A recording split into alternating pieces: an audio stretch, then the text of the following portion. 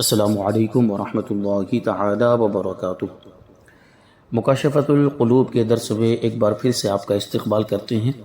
آج کا یہ ہمارا 34واں درس ہے اور کتاب کا بھی 34واں باب جاری ہے جو فقراء کی فضیلت کے بارے میں ہے، غریبی اور غریبوں کی فضیلت۔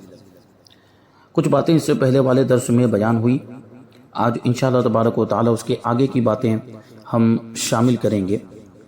حضور صلی اللہ علیہ وسلم سے مروی ہے، قیامت کے دن ایک بندے کو لایا جائے گا، اللہ تبارک و تعالی اس سے اس طرح معذرت کرے گا جیسے دنیا میں ایک شخص دوسرے سے معذرت کرتا ہے، اور اللہ فرمائے گا میری عزت و جلال کی قسم، میں نے تجھ سے دنیا کو تیری بے قدری کی وجہ سے نہیں پھیرا تھا، بلکہ اس عزت اور کرامت کے سبب جو میں نے تیرے لیے تیار کی تھی تجھے دنیا سے محروم رکھا۔ اے میرے بندے، لوگوں کی ان جماعتوں میں جاؤ جس کسی نے بھی میری رضامندی کی خاطر تجھے کھلایا پلایا یا لباس پہنایا، اس کا ہاتھ پکڑ لو، وہ تمہارا ہے۔ لوگ اس دن پسینے میں غرق ہوں گے، ڈوبے ہوئے ہوں گے، اور وہ صفوں کو چیرتا ہوا ان کو تلاش کر کے جنت میں لے جائے گا۔ فرمان نبوی ہے کہ فقراء کو پہچانو اور ان سے بھلائی کرو، ان کے پاس دولت ہے۔ پوچھا گیا حضور کون سی دولت ہے؟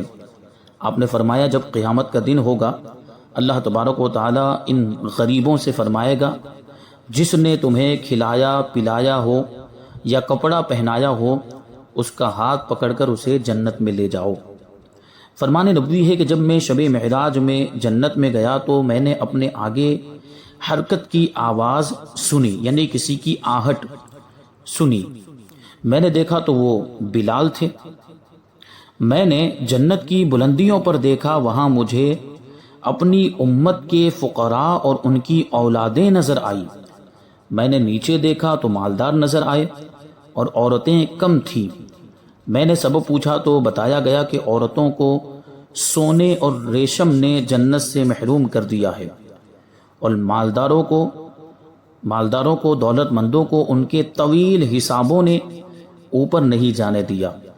میں نے اپنے صحابہ کو تلاش کیا تو مجھے عبد الرحمن ابن عوف نظر نہ آئے۔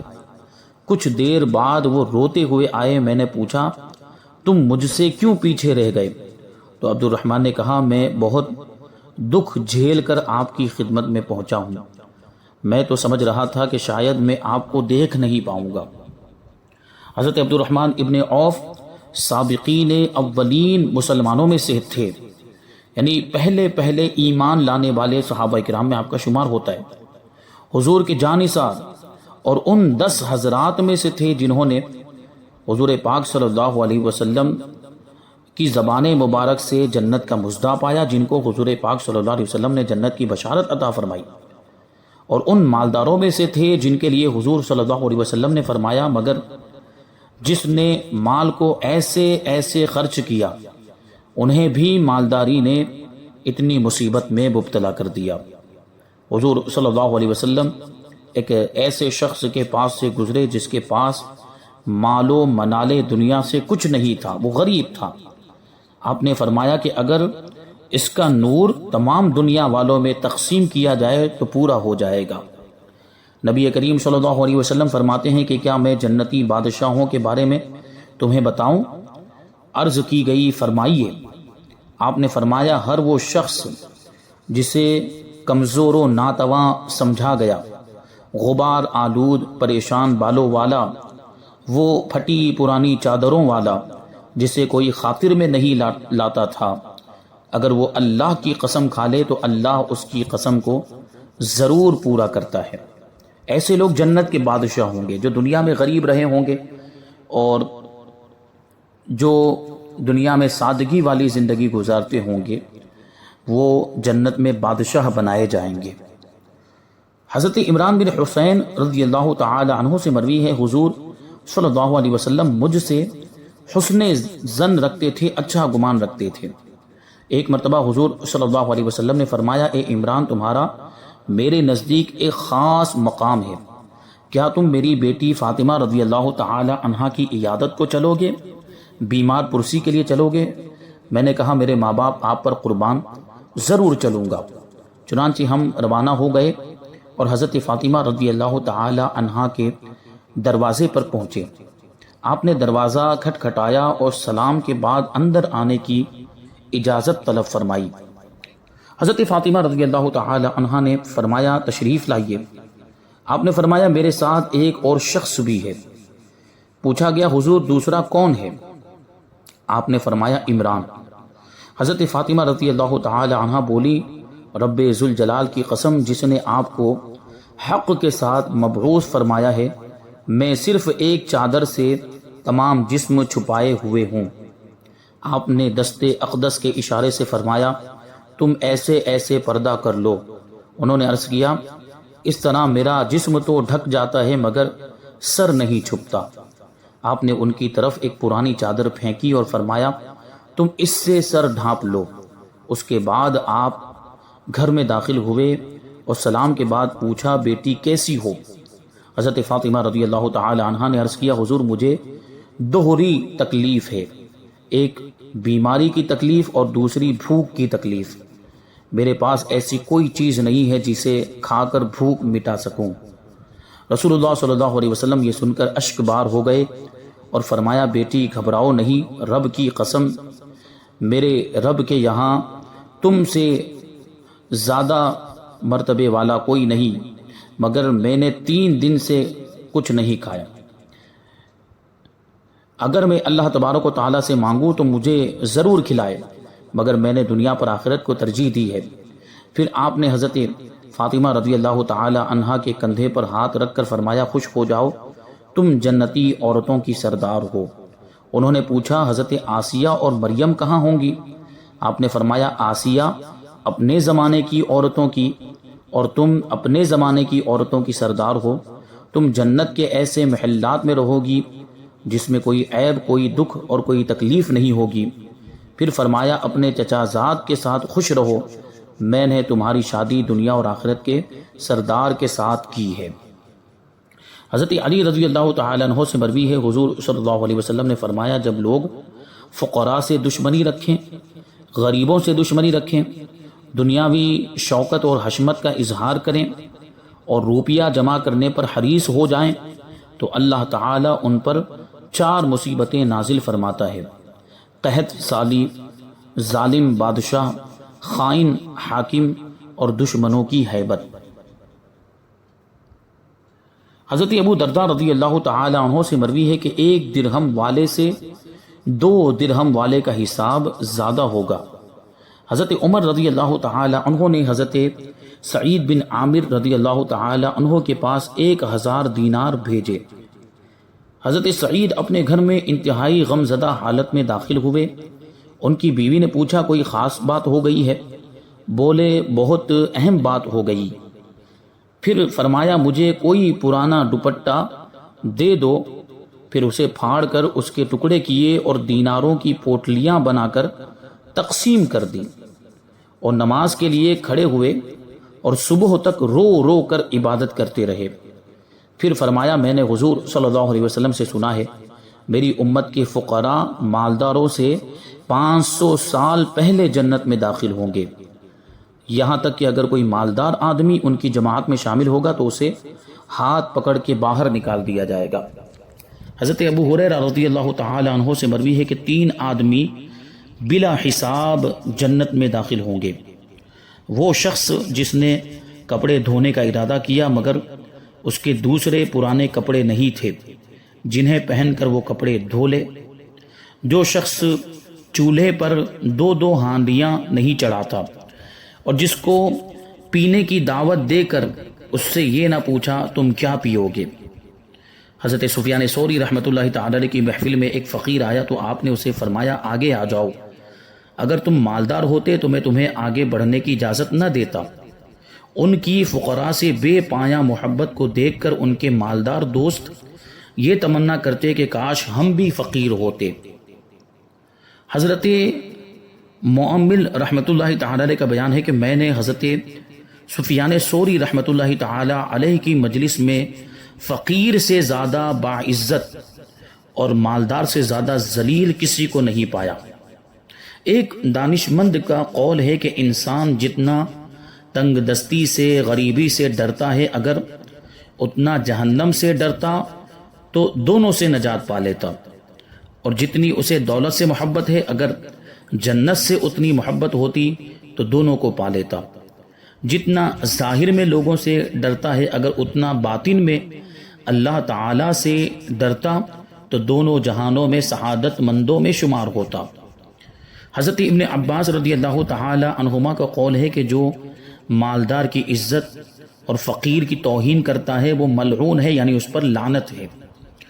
حضرت لقمان نے اپنے بیٹے کو نصیحت کرتے ہوئے کہا کہ بوسیدہ کپڑوں کی وجہ سے کسی کو حقیر نہ سمجھو، کیونکہ اس کا اور تمہارا رب ایک ہے۔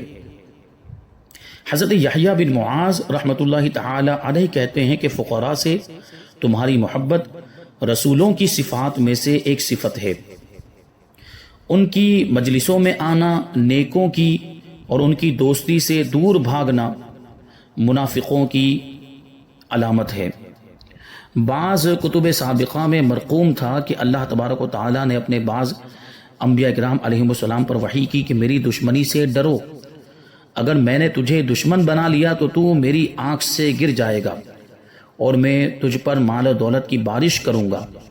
یعنی مال و دولت کی فراوانی اللہ تبارک و تعالیٰ کے یہاں بے قدری کا سبب ہے۔ حضرت عائشہ رضی اللہ تعالی عنہا کے پاس حضرت معاویہ ابن عامر رضی اللہ عنہما اور کچھ دوسرے لوگوں نے 1,00,000 درہم بھیجے۔ آپ نے سب کو ایک ہی دن میں تقسیم کر دیا، حالانکہ آپ کی اوڑھنی پر پیوند لگے ہوئے تھے۔ آپ کی لونڈی نے کہا کہ آپ روزے سے ہیں، اگر آپ مجھے 1 درہم دے دیتی تو میں گوشت لے آتی اور آپ افطار کرتی۔ آپ نے یہ سن کر فرمایا تم مجھے پہلے بتا دیتی تو میں 1 درہم تمہیں دے دیتی۔ حضور صلی اللہ علیہ وسلم نے حضرت عائشہ رضی اللہ تعالی عنہا کو وصیت فرمائی، اگر تم مجھ سے ملاقات کی خواہش مند ہو تو فقراء جیسی زندگی بسر کرنا، دولت مندوں کی محفلوں سے علیحدہ رہنا، اور اوڑھنی کو پیوند لگائے بغیر نہ اتارنا۔ ایک شخص حضرت ابراہیم بن ادہم رحمۃ اللہ تعالی علیہ کی خدمت میں 10,000 درہم لایا اور بڑی عاجزی سے انہیں قبول کرنے کی درخواست کی۔ آپ نے انکار کر دیا اور فرمایا کہ کیا تم 10,000 درہم کے بدلے فقراء کے دفتر سے میرا نام کاٹنا چاہتے ہو؟ بخدا میں ایسا کبھی نہیں ہونے دوں گا۔ فرمان نبوی ہے اس شخص کے لیے خوشخبری ہے جو اسلام پر چلا اور اس نے معمولی گزران پر قناعت کر لی۔ فرمان نبوی ہے اے فقراء، تم دل کی گہرائیوں سے اللہ کی رضا پر راضی ہو، تمہیں فقر کا ثواب ملے گا وگرنہ نہیں۔ پہلا قانع اور دوسرا راضی برضائے الہی ہے۔ اس کا مطلب یہ بھی ہو سکتا ہے کہ حریص کو فقر کا ثواب نہیں ملے گا، یعنی لالچی کو فقر کا ثواب نہیں ملے گا، مگر بعض احادیث سے یہ ظاہر ہوتا ہے کہ اسے فقر کا ثواب ملے گا۔ ان قریب آگے اس کی مکمل بحث آئے گی۔ شاید عدم رضا سے یہ مراد ہے کہ وہ اللہ تبارک و تعالیٰ کے اس سے مال روک لینے کو برا سمجھتا ہے، اور بہت سے طالب دنیا ایسے ہیں جو دل میں کبھی بھی اللہ تبارک و تعالیٰ کا منکر ہونا پسند نہیں کرتے، لہٰذا ان کی طلب میں کوئی برائی نہیں، لیکن اول ذکر بات اعمال کو تباہ کر دیتی ہے، یعنی دنیا کی لالچ جس میں اللہ تبارک و تعالیٰ کے دولت نہ دینے کو برا سمجھا جاتا ہے۔ حضرت عمر رضی اللہ تعالی عنہ سے مروی ہے حضور صلی اللہ علیہ وسلم نے فرمایا کہ ہر چیز کی ایک کلید ہوتی ہے، یعنی چابی ہوتی ہے، اور جنت کی چابی فقراء اور مساکین کی محبت ہے۔ اپنے صبر کی وجہ سے وہ قیامت کے دن اللہ تبارک و تعالیٰ کے قریب ہوں گے۔ حضرت علی رضی اللہ تعالی عنہ سے مروی ہے حضور صلی اللہ علیہ وسلم نے فرمایا کہ اللہ تبارک و تعالیٰ کو وہ بندہ سب سے زیادہ محبوب ہے جو فقیر ہو، غریب ہو، اللہ کی رضا پر راضی ہو اور اس کے عطا کردہ رزق پر قناعت کرے۔ حضور صلی اللہ علیہ وسلم نے دعا مانگی، اے اللہ محمد صلی اللہ علیہ وسلم کے گھرانے کی خوراک اندازے کے مطابق ہو، اور فرمایا قیامت کے دن کوئی فقیر اور مالدار ایسا نہیں ہوگا جو یہ تمنا نہ کرے کہ مجھے دنیا میں خوراک کے مطابق ہی رزق دیا جاتا، ضرورت کے مطابق ہی رزق دیا جاتا۔ اللہ تعالیٰ نے حضرت اسماعیل علیہ السلام کی طرف وحی کی کہ مجھے شکستہ دلوں کے یہاں تلاش کرنا۔ آپ نے پوچھا وہ کون لوگ ہیں؟ ٹوٹے ہوئے دل، جن کے دل ٹوٹے ہوئے ہیں ان میں تلاش کرنا۔ تو آپ نے پوچھا کہ وہ لوگ کون ہیں؟ تو اللہ تبارک و تعالیٰ نے فرمایا وہ سچے فقراء ہیں۔ فرمان نبوی ہے کہ راضی برضا فقیر سے زیادہ کوئی فضیلت والا نہیں ہے۔ فرمان نبوی ہے کہ اللہ تبارک و تعالیٰ قیامت کے دن ارشاد فرمائے گا کہ مخلوق میں میرے دوست کہاں ہیں؟ فرشتے پوچھیں گے یا اللہ وہ کون ہیں؟ رب تعالیٰ فرمائے گا وہ مسلمان فقراء ہیں جو میری عطا پر قانع تھے، یعنی قناعت کرنے والے تھے، اور میری رضا پر راضی تھے، انہیں جنت میں داخل کرو۔ چنانچہ لوگ ابھی اپنے حساب میں سرگرداں ہوں گے، حیران و پریشان ہوں گے کہ وہ لوگ جنت میں کھا پی رہے ہوں گے، یعنی فقراء جو قناعت کرنے والے ہوں گے، راضی برضائے الہی ہوں گے، وہ پہلے ہی جنت میں پہنچ جائیں گے۔ یہ تو قناعت گزی اور اللہ کی رضا پر راضی ہونے والوں کا تذکرہ ہے۔ انشاءاللہ عنقریب زاہدوں کا بھی ان کے فضائل میں ذکر آئے گا۔ زاہد مطلب دنیا سے بے رغبتی رکھنے والے، دنیا سے کوئی تعلق نہ رکھنے والے۔ قناعت اور رضا کے بارے میں بہت سی احادیث وارد ہوئی ہیں۔ یہ بات خوب ذہن نشین کر لیں کہ قناعت کی ضد حرص و طمع ہے۔ حرص و طمع یعنی لالچ ہے، اور قناعت کا مطلب ہوتا ہے اللہ نے جس حالت میں رکھا ہو اسی حالت میں بندہ راضی رہے، اسی پر اکتفا کر لے، اسی پر صبر کر لے، یہ قناعت ہوتی ہے۔ اور اس کا مد مقابل، اس کا اپوزٹ ہے حرص اور طمع یعنی لالچ۔ حضرت عمر رضی اللہ تعالی عنہ کا فرمان ہے کہ طمع، لالچ، تنگ دستی اور قناعت مالداری ہے۔ جو لوگوں سے طمع نہیں رکھتا اور قناعت کر لیتا ہے وہ لوگوں سے بے پرواہ کر دیا جاتا ہے۔ حضرت ابن مسعود رضی اللہ تعالی عنہ سے مروی ہے کہ ہر روز ایک فرشتہ عرش سے منادی کرتا ہے، اعلان کرتا ہے اے انسان، گمراہ کرنے والے زیادہ مال سے کفایت کرنے والا تھوڑا مال بہتر ہے۔ حضرت ابو دردہ رضی اللہ تعالی عنہ کا قول ہے کہ ہر انسان کی عقل میں کمزوری ہوتی ہے، جب اس کے پاس مال و دولت زیادہ آنے لگتا ہے تو وہ بہت خوش ہوتا ہے، مگر رات دن کی گردش جو اس کی عمر کم کر رہی ہے اسے غمزدہ نہیں کرتی۔ افسوس اے انسان، تجھے مال کی زیادتی کوئی فائدہ نہیں دے گی جبکہ تیری عمر برابر کم ہوتی جا رہی ہے۔ اب آگے غنا کا بیان ہے، یعنی بے نیازی اور مالداری کا بیان۔ حقیقت میں مالداری اور تونگری کسے کہتے ہیں؟ بے نیازی کا مطلب کیا ہوتا ہے؟ غنا کا مطلب کیا ہوتا ہے؟ تو کہتے ہیں ایک دانا سے غنا کے بارے میں پوچھا گیا تو اس نے جواب دیا قلیل امیدیں اور معمولی رزق پر راضی رہنا۔ روایت ہے کہ حضرت ابراہیم بن ادہم رحمۃ اللہ تعالی علیہ خراسان کے امراء میں سے تھے، مالداروں میں سے تھے۔ ایک مرتبہ وہ محل سے باہر نکلے تو انہیں محل کے قریب ایک آدمی نظر آیا جس کے ہاتھ میں ایک روٹی تھی جسے کھا کر وہ سو گیا۔ انہوں نے اپنے ایک غلام سے کہا کہ جب یہ شخص بیدار ہو، نیند سے اٹھے تو اسے میرے پاس لانا۔ چنانچہ اس کے بیدار ہونے کے بعد اسے لایا گیا تو انہوں نے پوچھا اے جوان، تو بھوکا تھا اور ایک روٹی سے سیر ہو گیا، یعنی ایک روٹی سے تیرا پیٹ بھر گیا؟ اس شخص نے کہا ہاں۔ پھر پوچھا تمہیں نیند خوب آئی، اچھی آئی؟ وہ بولا ہاں۔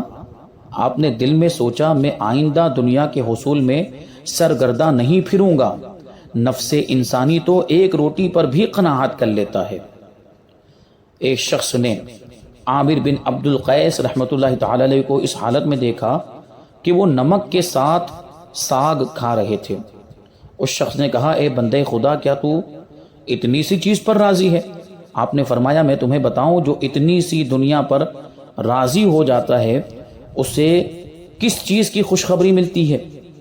پھر فرمایا جو دنیا پر راضی ہو جاتا ہے اسے آخرت نہیں ملتی، اور جو دنیا سے ترک تعلق کر لیتا ہے اسے آخرت ملتی ہے۔ حضرت محمد بن واسع رحمۃ اللہ تعالی علیہ خشک روٹی، سوکھی روٹی پانی میں بھگو کر نمک سے کھا لیتے اور فرماتے جو دنیا میں اتنی مقدار پر راضی ہو جاتا ہے وہ کسی کا محتاج نہیں رہتا۔ حضرت حسن رحمۃ اللہ تعالی علیہ کا قول ہے کہ اللہ تبارک و تعالیٰ نے ایسے لوگوں پر لعنت کی ہے جو اس کے تقسیم کیے ہوئے رزق پر راضی نہیں ہوئے۔ پھر آپ نے یہ آیت کریمہ تلاوت فرمائی، وَفِي السَّمَاءِ رِزْقُكُمْ وَمَا تُوعَدُونَ فَوَرَبِّ السَّمَاءِ وَالْأَرْضِ إِنَّهُ لَحَقٌّ، اور آسمان میں تمہارا رزق ہے اور جو تمہیں وعدہ دیا جاتا ہے، تو آسمان اور زمین کے رب کی قسم بے شک یہ قرآن حق ہے۔ یعنی ہمارا رزق لکھ دیا گیا ہے، تو جو رزق اور روزی ہماری تقدیر اور ہماری قسمت میں ہے وہ ہمیں مل کر رہے گا۔ تو لالچ میں پڑنا اور حرص میں پڑنا اور اس کی وجہ سے آخرت کے ثواب کو ضائع کر دینا اور غافل ہو جانا، یہ عقل مندوں کا طریقہ نہیں ہے۔ یہی اس مضمون کا خلاصہ ہے۔ ابھی اس باب میں کچھ تھوڑی سی باتیں رہ گئی ہیں، انشاءاللہ تبارک و تعالی اس کو ہم آئندہ درس میں شامل کریں گے۔ اور 35واں باب اس کے تعلق سے اللہ کے سوا کسی اور کو اپنا ولی بنانا اور قیامت کا میدان، یہ اس کے تعلق سے کچھ باتیں اس باب میں بیان ہوں گی، انشاءاللہ اس کو ہم آئندہ درس میں شامل کریں گے۔ اللہ تبارک و تعالیٰ کی بارگاہ میں دعا ہے کہ جو کچھ بھی بیان ہوا اس پر ہم سب کو عمل کرنے کی توفیق عطا فرمائے۔ وما علینا الا البلاغ۔ السلام علیکم۔